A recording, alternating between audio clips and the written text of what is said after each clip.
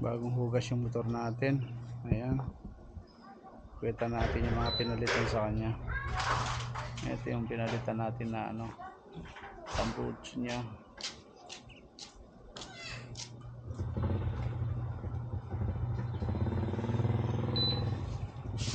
So bigay tayo ng bagong monitor niya. Para sa navigation niya.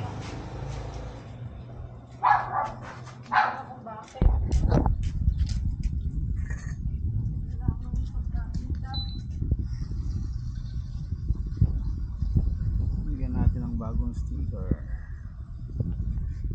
Tsaka ito yung bagong brake light.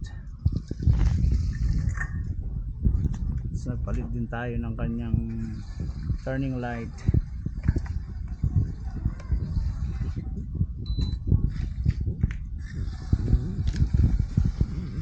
Ang bagong hugas siya. Handguard.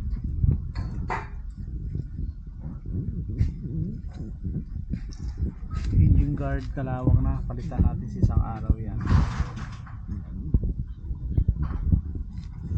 Kasi ito yung dinagdag natin na auxiliary light. Palit na rin tayo ng LED.